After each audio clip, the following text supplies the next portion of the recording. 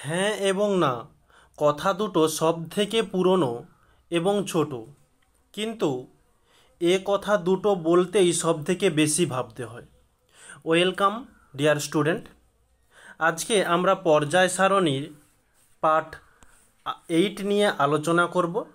তো পার্ট 7 পর্যন্ত যা কিছু আলোচনা করেছি সেখান থেকে তোমাদের বিগত বছরের যেসব প্রশ্নগুলো এসেছে সেগুলো নিয়ে আলোচনা করব। তো তার আগে ছোট্ট একটা টপিক আমরা কমপ্লিট করব। টপিকটা হচ্ছে যে আমাদের পর্যায় সারণী এবং আধুনিক দীর্ঘ পর্যায় সারণী, মানে আধুনিক পর্যায় সারণী আর একটা হচ্ছে আধুনিক দীর্ঘ পর্যায় সারণী, এদের দুজনের একটু পার্থক্যটা আমরা আলোচনা করে নিই। তো আমরা প্রথমত এখানে হেডিং দিই বিষয় এবং আধুনিক পর্যায় সারণী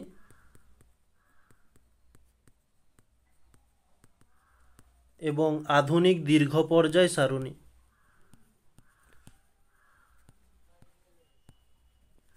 দীর্ঘ পর্যায় সারণী। ওকে, তো আমাদের এখানে ফার্স্ট বিষয়ে হয়ে যাবে যে ভিত্তি। ওকে, তো ভিত্তিতে লিখে নেব যে মৌলগুলি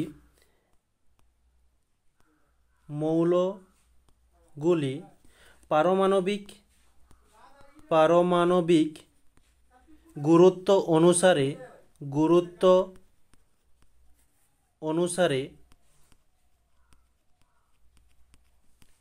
শ্রেণীবদ্ধ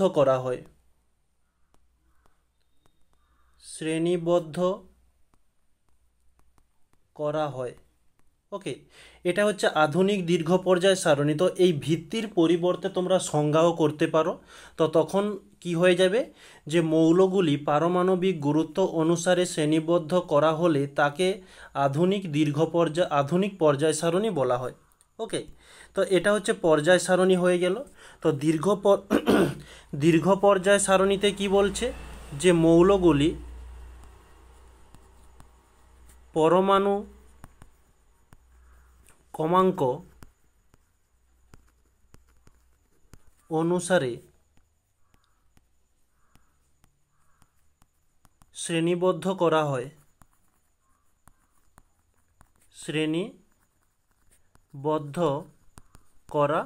হয়। এটা হচ্ছে আমাদের ভিত্তি কমপ্লিট হলো। নেক্সট পরবর্তী পয়েন্ট হবে যে শ্রেণী। তো আধুনিক দীর্ঘ পর্যায় সারণীতে শ্রেণী কয়টা? যে 9টি শ্রেণী এবং আধুনিক দীর্ঘ পর্যায়ের মধ্যে রয়েছে যে 18টি শ্রেণী। নেক্সট পরবর্তী পয়েন্ট করব যে উপশ্রেণী।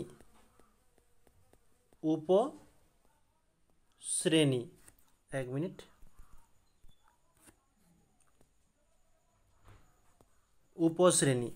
উপশ্রেণীতে কি হবে যে 1 থেকে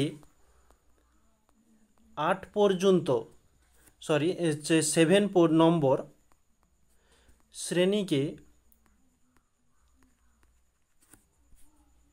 আমাদের মোট 9টা শ্রেণী রয়েছে। তার মধ্যে 7টি শ্রেণীকে এ ও বি, 2টি উপশ্রেণীতে ভাগ করা হয়।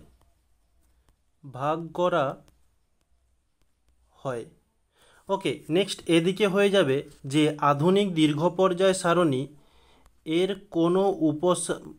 কোনো উপশ্রেণী নেই।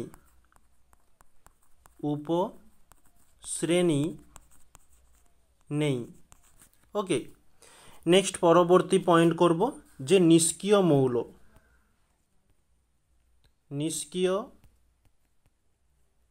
মৌল। তো আধুনিক পর্যায় সারণীতে নিষ্ক্রিয় মৌলগুলো 0 শ্রেণীতে অবস্থান করেছে। 0 শ্রেণীতে অবস্থিত। ওকে, আর আধুনিক দীর্ঘ পর্যায় সারণীর 18 নম্বর শ্রেণীতে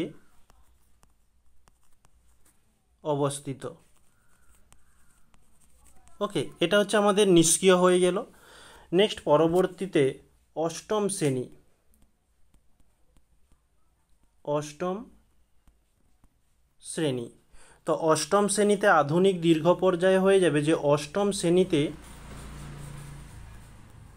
অষ্টম শ্রেণীতে তিনটি মৌল রাখা হয়। নেক্সট পরবর্তীতে হয়ে যাবে যে অষ্টম শ্রেণীতে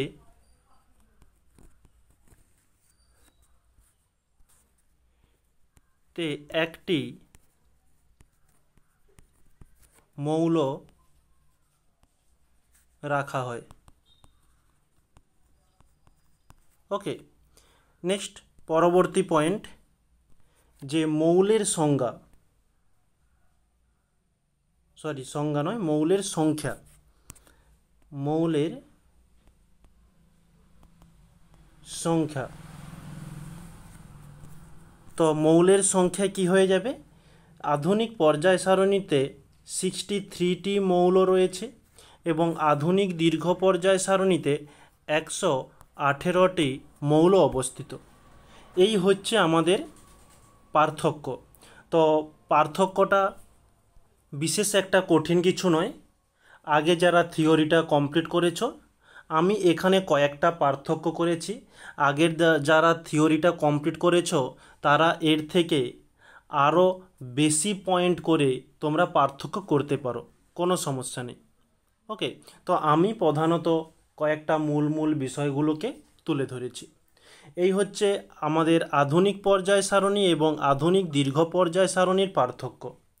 এছাড়াও তোমাদের এই যতটা পড়ানো হয়েছে ওখান থেকে ছোটোখাটো কিছু পার্থক্য পরীক্ষাতে আসতেই পারে। আর যাই আসুক না কেন তোমরা নিজে থেকে কমপ্লিট করতে পারবে যদি আগের আমাদের যে কয়েকটা ক্লাস হয়েছে সেগুলো যারা কমপ্লিট করতে পেরেছো। ওকে, তো এরপর আমরা বিগত বছরের কোশ্চেনগুলো নিয়ে একটু আলোচনা করব। তাহলে এখানে পয়েন্ট দেওয়া যাক যে বিগত বছরের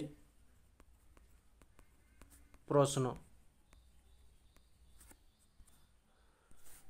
একটু কালারটা চেঞ্জ করে নিই। আমাদের ফার্স্ট প্রশ্ন 1 যে উদাহরণ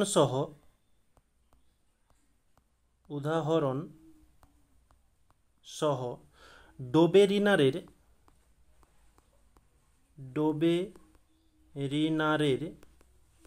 ত্রয়ী সূত্রটি লেখো। এটা তোমাদের এসেছিল মাধ্যমিক এক্সাম 2019-এ। ওকে, নেক্সট পরবর্তী প্রশ্ন পর্যায় সারণী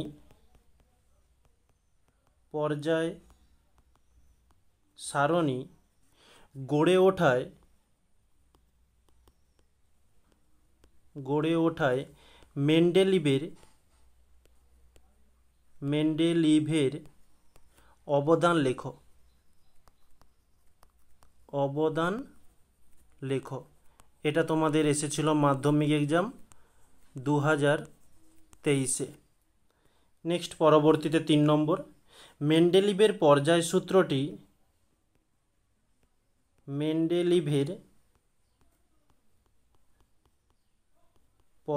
সূত্রটি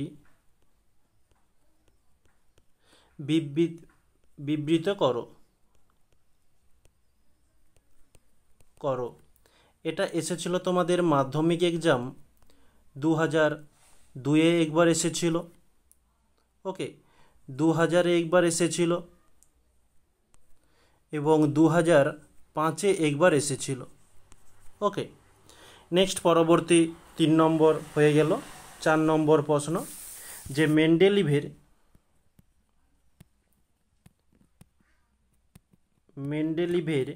পর্যায় সূত্রের সংশোধিত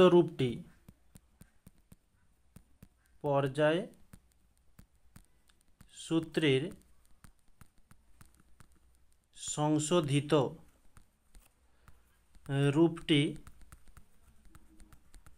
লেখো। অর্থাৎ এটা কোন পর্যায় সারণীর কথা বলছে, যে আধুনিক পর্যায় সারণীর।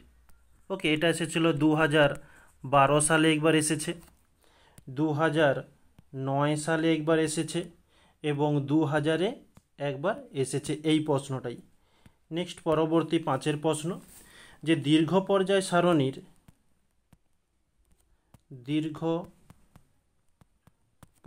সারণীর শ্রেণী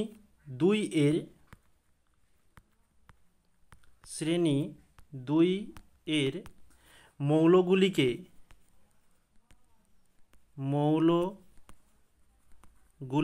ক্ষারীয় মৃত্তিকা ধাতু বলা হয় কেন?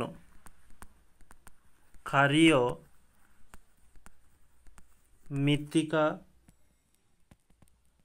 ধাতু বলা হয় কেন?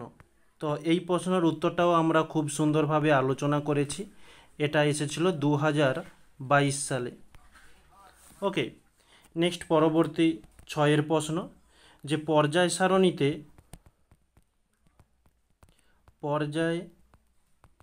সারণীতে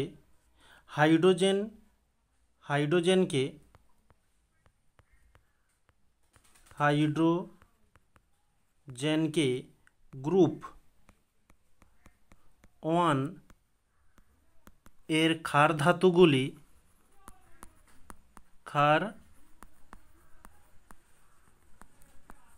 ধাতুগুলি ও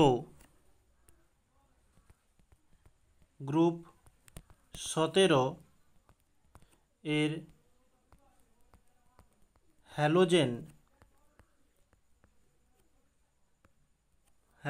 মৌল, হ্যালোজেন এটা কি? এটা কিন্তু ধাতু নয়, এটা হচ্ছে অধাতু। হ্যালোজেন মৌলগুলির সঙ্গে একত্রে রাখার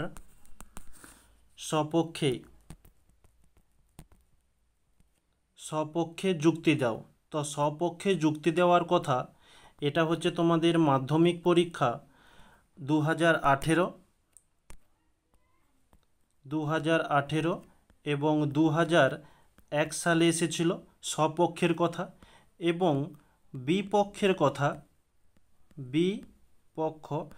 বিপক্ষের কথা এসেছিল মাধ্যমিক এক্সাম তোমাদের 2020-তে এসেছিল। ওকে, বিপক্ষে যুক্তি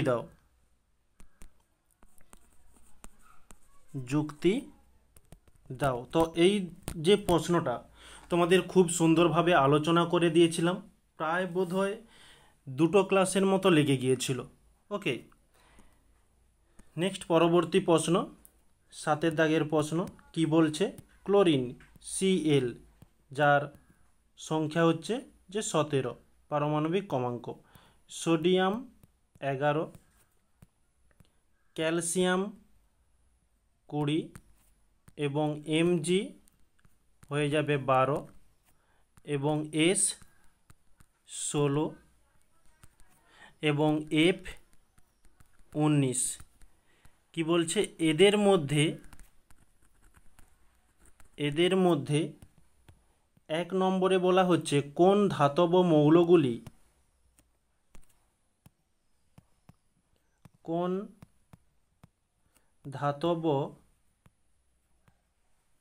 মৌলগুলি মেন্ডেলিভের পর্যায় সারণীর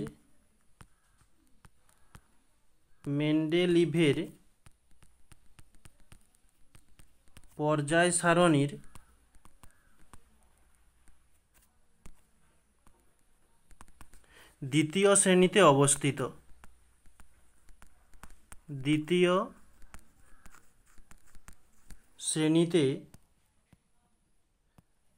অবস্থিত। তোমাদের যে ট্রিকটা দেওয়া হয়েছিল সেই ট্রিক থেকে আশা করছি তোমরা পারবে। নেক্সট পরবর্তীতে, কোন অধাতব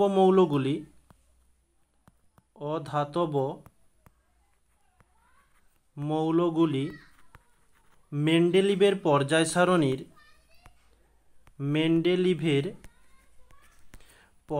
সারণীর পর্যায় সারণীর তৃতীয় পর্যায়ে অবস্থিত। তৃতীয় পর্যায়ে অবস্থিত। এই প্রশ্নটা এসেছিল তোমাদের মাধ্যমিক এক্সাম 2014 সালে। নেক্সট পরবর্তী প্রশ্ন 8। এখানে বলছে নিচের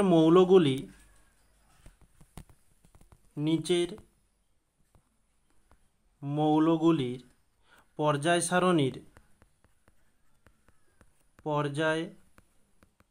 সারণীর কোন কোন শ্রেণীতে অবস্থিত? কোন কোন শ্রেণীতে অবস্থিত? যে কোন কোন শ্রেণীতে অবস্থিত এইগুলো নির্ণয় করার জন্য তোমাদের যে টপিকটা বলেছিলাম সেটা আশা করছি মনে আছে। তো প্রথম এখানে বলছে অক্সিজেন। এটা তোমাদের এসেছিল যে 2006 মাধ্যমিক এক্সাম 2006 এবং 2005 এসেছিল। ওকে, 2005। নেক্সট পরবর্তীতে ক্লোরিনের কথা জিজ্ঞাসা করেছিল। ক্লোরিন এটা কোন পর্যায় সারণীর বা কোন শ্রেণীতে অবস্থিত?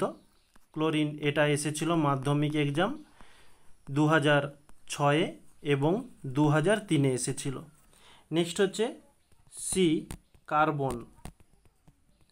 কার্বন এটা মাধ্যমিক এক্সাম এসেছিল 2005 এবং 2009। অপশান ডিতে হিলিয়াম এটা তোমাদের মাধ্যমিক এক্সাম 2009 এবং 2005 তোমাদের এসেছিল। নেক্সট পরবর্তীতে অপশান বলছি ইতে আয়োডিন। এটা হচ্ছে মাধ্যমিক এক্সাম তোমাদের 2005 এসেছিল। নেক্সট পরবর্তীতে এফ হাইড্রোজেন এটা তোমাদের এসেছিল মাধ্যমিক এক্সাম 2002 এসেছিল। ওকে, তো এই যে প্রশ্নগুলো দেখতে পাচ্ছ 8 দাগে যেগুলো করলাম, একটা মৌলের নাম দিয়ে দিয়েছে, বলছে যে এটা পর্যায় সারণীর কোন শ্রেণীতে অবস্থিত। কোন শ্রেণী এবং কোন পর্যায় কিভাবে নির্ণয় করবে সেগুলো তোমাদের থিওরিতে খুব ভালোভাবে বলে দিয়েছি। নেক্সট পরবর্তীতে 9 দাগের প্রশ্ন, যে দীর্ঘ পর্যায় সারণীর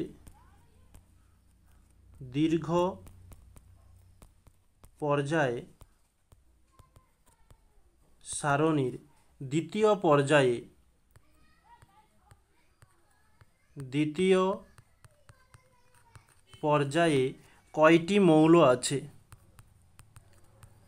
কয়টি মৌল আছে মাধ্যমিক? আচ্ছা, এটা এরই সঙ্গে বলছে যে ওই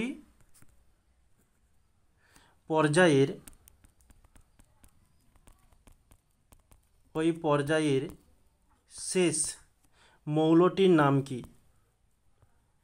শেষ মৌলটির নাম কি?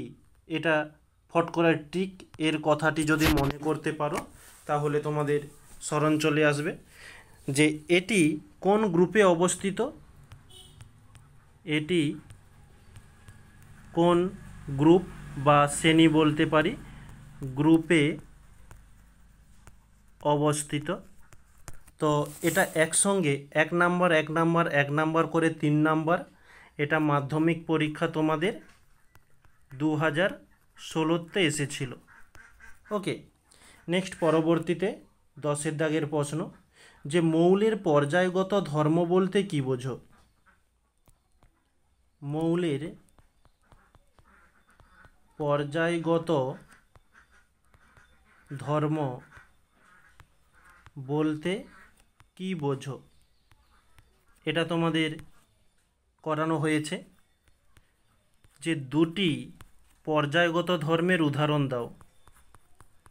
দুটি পর্যায়গত ধর্মের উদাহরণ দাও। এরই সঙ্গে বলছে পর্যায়গত ধর্ম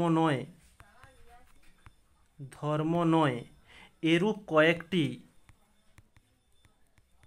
এরূপ কয়েকটি ধর্মের উদাহরণ দাও। ধর্মের উদাহরণ দাও। এটা এসেছিল মাধ্যমিক এক্সাম 2017-তে।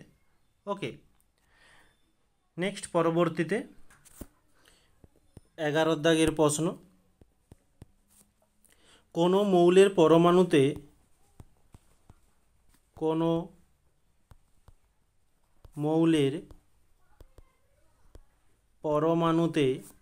17টি ইলেকট্রন ও 18টি নিউটন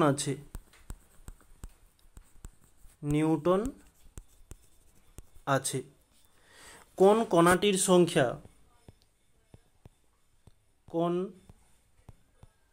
কণাটির সংখ্যা দ্বারা মেন্ডেলিভের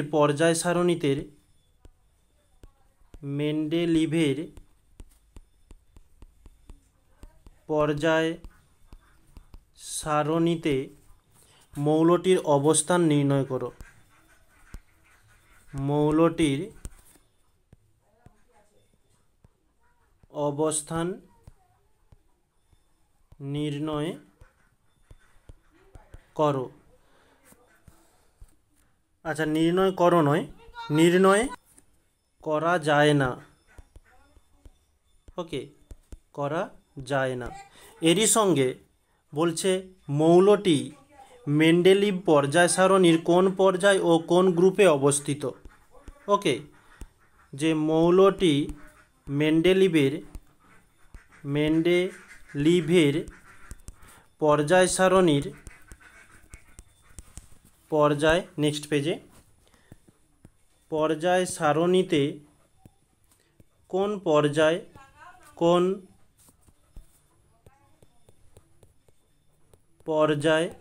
ও কোন গ্রুপে অবস্থিত। এটা মাধ্যমিক এক্সাম 2016 সালে 2016-তে এসেছিল। নেক্সট পরবর্তীতে 12 দাগের প্রশ্ন। এটা কি বলছে যে দুটি মৌল এ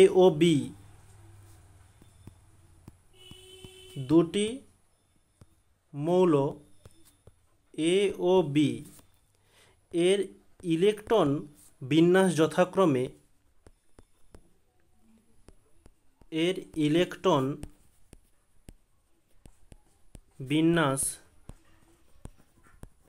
যথাক্রমে প্রথম এ মৌলটির জন্য কে কক্ষে 2 এবং এল কক্ষে 7টি ইলেকট্রন অবস্থিত, এবং দ্বিতীয় মৌলটি বি এর কে কক্ষে 2টি, এল কক্ষে 8টি এবং এম কক্ষে 2টি হলে নিচের ছকটি সম্পূর্ণ করো। নিচের ছকটি সম্পূর্ণ করো। এটি এসেছিল মাধ্যমিক এক্সাম 2013-তে। এবারে নিচের ছকটি কি বলছে, মৌল এ এবং বি। এখানে বলছে যে মেন্ডেলির পর্যায় সারণীর মতে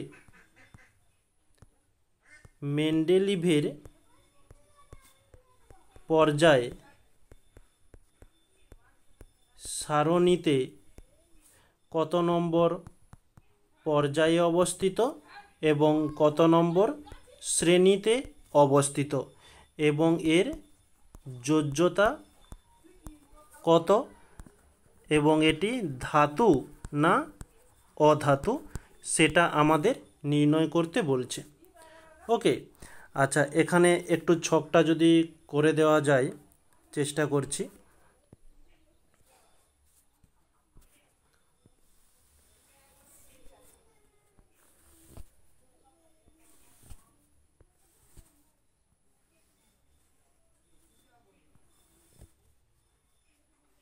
ওকে, এই হচ্ছে আমাদের ছক। তো এটিকে পূরণের কথা বলছে এ এবং বি। ওকে, আচ্ছা এটা করে দিই। দেখো, এ এর ইলেকট্রন বিন্যাস বলছে 2 এবং 7। যেহেতু আমাদের দুটি কক্ষ রয়েছে তাহলে এটি কি দ্বিতীয় পর্যায়ে অবস্থিত। দ্বিতীয়।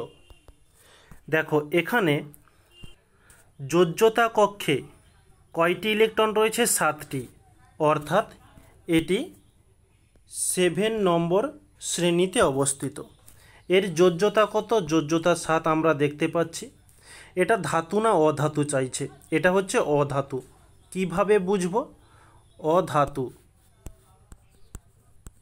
আমরা আগে জেনে এসেছি থিওরিতে 1 2 3 যদি যোজ্যতা শেষে 1 2 3 থাকে তাহলে এটি কি ধাতু, এবং শেষে যদি 5 6 7 থাকে তাহলে এটি হয়ে যাবে অধাতু। এখানে যেহেতু 7 আছে তাই এটি অধাতু। ওকে, এবার এটা ক্লিয়ার করে দিই।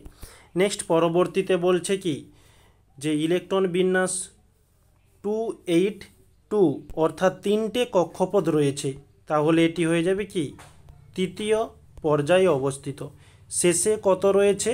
2 অর্থাৎ দ্বিতীয় নম্বর শ্রেণীতে অবস্থিত।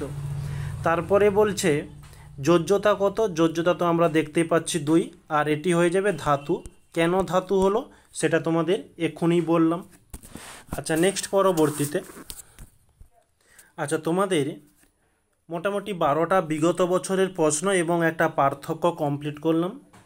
আজকের ক্লাসটা আমরা এই পর্যন্তই রাখব। নেক্সট আগামীকাল 13 দাগের প্রশ্ন থেকে আমরা ক্লাসটি শুরু করব। ওকে, তো অল্প টাইমের জন্য হলো তোমাদেরও সুবিধা এবং আমারও একটু সুবিধা হয়। নেক্সট পরবর্তী ক্লাসের জন্য প্রস্তুতি নিতে হবে, তারও একটু টাইম পাওয়া যায় এবং তোমাদেরকেও টাইম দেওয়া হলো যেসব প্রশ্নগুলো এখন আলোচনা করা হয়েছে ওগুলো তোমরা একটু প্র্যাকটিস করো। ওকে, তাহলে সবাইকে থ্যাংক ইউ বলে আজকের এই ক্লাসটিকে এখানে সমাপ্ত করব।